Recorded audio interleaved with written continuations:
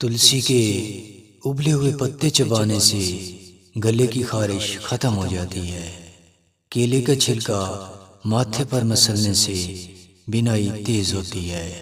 یادداشت کمزور ہے تو شہد کے ساتھ بادام کھایا کریں، یادداشت تیز ہو جائے گی۔